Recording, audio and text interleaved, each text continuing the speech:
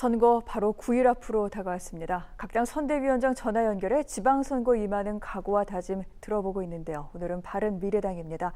박주선 중앙선대위원장과 이야기 나누겠습니다. 위원장님 안녕하십니까? 네, 안녕하세요. 네, 많이 바쁘시죠? 예, 그렇습니다. 네, 어제 보니까 대표님과 유승민 대표 그리고 손학규 위원장, 안철수 후보 이렇게 4명이 한 자리에 모여서 또 화제가 되기도 했는데 먼저 현장 민심부터 좀 들려주시죠. 어제 안철수 서울시장 후보에 대한 인기가 참 대단히 높다는 걸 확인했습니다.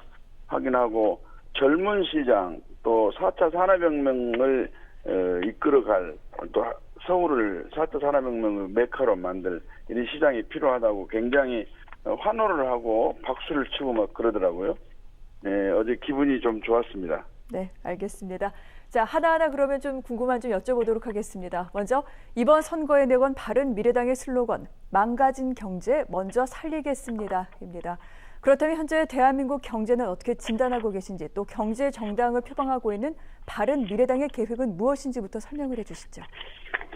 우선 문재인 정부의 소득주도 성장 경제정책은 완전히 실패한 것으로 모든 전문가들이 이야기를 하고 있고 국민이 피부로 느끼고 있습니다. 최저임금 상승으로 인해 가지고 자영업이라든지 임시 또 일용직 직원 고용률이 너무 떨어지고 실업률이 4.5%라고 합니다만 체감 실업률은 10%가 훨씬 넘어가 버리고 청년 실업률은 11.6%라고 그러는데 또 체감 실업률은 오히려 24%가 된다고 그렇게 이야기하고 있습니다. 다시 말하면 경제가 성장을 하기 위해서는 투자를 하고 투자를 해야만이 또 경제가 성장이 되고 성장이 되면 일자리가 생기고 일자리가 생겨야 소득이 일어나고 그러는데 일자리를 만드는 게 아니라 세금으로 세금 일자리를 만들고 세금으로 메꿔주는 일자리를 만들기 때문에 경제 성장하고는 아무 관계가 없습니다. 그래서 이 소득 주도 성장 정책을 바꿔야 한다는 말씀을 드리고 싶고 그래서 저희들은 지금 여러 가지 경제 현안 중에서도 기업의 개혁, 즉 구조조정이 너무 큰 문제고 또 세금과 빚으로 국민에게 퍼붓는 이 정책은 잘못됐다 해서 저희는 혁신 경제 정책을 지금 내세우고 있습니다. 그리고 우리 당은 비교적 그래도 경제 전문가들이 많이 있는 정당이기 때문에 네. 저희들은 이런 점을 바꾸어 나가는데 특히나 그 4차 산업혁명 시대에 맞춰가지고 새로운 과학기술과 교육, 환경, 에너지 정책으로 다음 세대를 위한 나라를 준비하는 데서부터 출발하겠다 이런 각오를 가지고 있습니다. 알겠습니다. 혁신 경제의 방점을 찍어주셨습니다. 자, 그러면 이번에는요. 네. 수도권 광역단체장 현황 좀 들어보도록 하겠습니다. 먼저 서울입니다.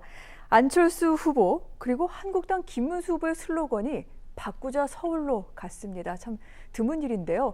이렇게 두 후보가 같은 슬로건을 내건 것은 야권 단일화를 염두에 두고 있는 게 아니냐 이런 관측도 있습니다. 서울시장 선거 어떻게 보고 계신지요? 야권 단일화하고는 아무 관계가 없고요. 저희 후보가 먼저 아마 바꾸자 서울이라는 슬로건을 냈었는데 지금 서울이 심각한 문제에 지금 쌓여 있기 때문에 이걸 고치고 바꾸자 하는 개념은 누구도 같이 인식을 하는 건데 김문수 후보도 그런 측면에서 같은 인식을 하고 있는 것이 아닌가 이렇게 생각을 하고 있습니다. 그런데 저희들은 이 김문수 후보 쪽과는 단일화는 전혀 염두를 두지 않고 있습니다. 왜냐하면 자유한국당은 이미 박근혜 이명박 시대에 적폐 세력 그리고 국정농단 세력으로서 국민이 평가를 했고 특히나 그들이 만들었던 두 대통령이 지금 동시에 감옥에 가 있는 이런 상황에서 국가적인 수치고 국민이 참담함을 느끼는데요. 이래서 여기에 대해서는 반성을 하고 책임을 져야 되는데 오히려 이 점에 대해서 국민과 맞대결하면서 전혀 반성의 기미가 없는데 오히려 이것을 바꾸자 서울이라고 한다 한들 국민이 누가 믿어주겠느냐 이런 생각이 드는데 그래서 이런 세력은 이번 지방선거에서 퇴출 내지는 청산을 해야지 저희 당과 이게 저는 대안의 정당으로 출범한 저희 당과는 이 연대나 연합 또는 단일화는 있을 수가 없다. 저는 그렇게 이미 말씀을 드렸습니다. 알겠습니다. 자, 경기도 가보겠습니다. 김영환 후보가 제기한 민주당 이재명 후보의 여배우 스캔들 논란 이어지고 있는데 이재명 후보와 남경필 후보 간 경쟁 속에 김 후보가 변수가 되고 있다 이런 평가도 있는 것 같습니다. 어떻게 보시는지요? 마찬가지입니다. 지금 더불어민주당은 이미 경제정책 실패로 인해 가지고 민생이 파탄 위기에 좀 몰려 있고, 특히나 드루킹 사건이라는 그 신적폐를 만들고 그걸 감추려고 하는 부도덕함, 부정직함 이런 것이 국민이 심판하실 거고요. 또한 성폭력, 성추문당입니다. 이런 점에 있어서는 아무리 후보가 좋은 후보가 있다 하더라도 더불어민주당 후보를 선택하기 어려운데, 이재명 후보는 여성과 관련된 추문이 너무너무 많은 분이어서 이 수표에 영향이 있을 거고요. 그다음에 자유한국당 남경필 후보는 본인의 자제분 문제도 있고 그럽니다만, 아까 그 적폐 세력, 국정농단 세력, 부정부패 세력이란 그 오명이 아니라 실질적인 그 책임에서 벗어나기가 어렵기 때문에 아마 대안으로 김영한 후보가 선택되어야 한다고 생각하고 있고, 김영한 후보는 국회의원도 했고 장관도 했고 그동안에 경기도를 위해서 많은 걸 준비한 후보라고 그래서 저는 경기도지사로서는 안성맞춤 후보라고 생각되기 때문에 막판 표심에서 경기도민께서 우리 김영한 후보를 선택해 주시지 않겠는가, 이렇게 조심스럽게 관측을 해봅니다. 네, 인천시도 여쭤보겠습니다. 문병호 후보, 이번 선거에 대해 인천 시민들 재벌 구도다 이렇게 얘기를 했는데, 인천시는 어떻습니까? 인천시는 자유한국당 출신 인천시장, 또 더불어민주당 출신 인천시장이 송도 개발과 관련해서 완전 연이은 비리와 관련된 의혹이 제기당하고 있는 당사자들입니다. 근데 문병호 의원도 마찬가지로 아까 더불어민주당에 대한 국민의 평가, 자유한국당에 대한 국민의 평가가 있기 때문에 대안으로서 충분히 문병호 후보가 인천시장으로서의 선택을 받을 여지가 있다. 그리고 경륜이나 능력이나 자질로 봐서도 인천시장 후보 어느 누구에게 못지않은 사람이다. 저는 그렇게 보고 있습니다. 알겠습니다.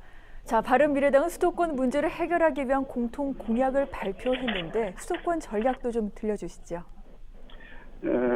서울, 인천, 경기 등 3개 광역단체가 우선 서울, 경기, 인천의 4차 산업혁명 트라이앵글을 통한 일자리 창출을 하자 하는 큰 목표 아래 대중교통, 미세먼지 프리즌을 도입하고 한국형 스모그 프리타워를 도입하고 수도권 광역 철도망을 조기 착공을 하고, 또 수도권 거점별 대규모 환승센터를 설립한다. 이런 것이 일반적인 공약이고요. 네. 그다음에 이제 의료비 후불제 도입이라든지, 이제 경로당 실버 건강관리센터라든지, 또 기초 건강급여를 월 5만 원씩 지급하겠다는 공약, 그다음에 온종일 초등학교 제도를 도입하고 어린이집 공영제, 또 국공립 어린이집 확대, 그리고 반값 공공임대 10만 호 공급, 뉴타운 중공영 개발,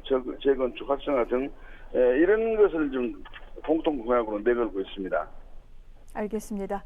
자, 바른미래당 서울과 대구 등에서 유의미한 승리를 기대하고 있습니다. 끝으로 유권자들께 한 말씀 좀 부탁을 드리겠습니다.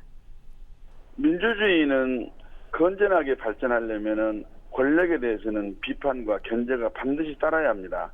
박근혜 시대의 그 교훈을 살려서 과도한 일당의 권력 집중은 일당 독재로 갈 수밖에 없다는 측면, 그리고 민생이 너무 어렵기 때문에 이걸 고치려면 이번 선거로서의 국민의 마음을 표출을 해야 됩니다. 그런 의미에서 더불어당에 대해서는 심판이 절대 필요하고요.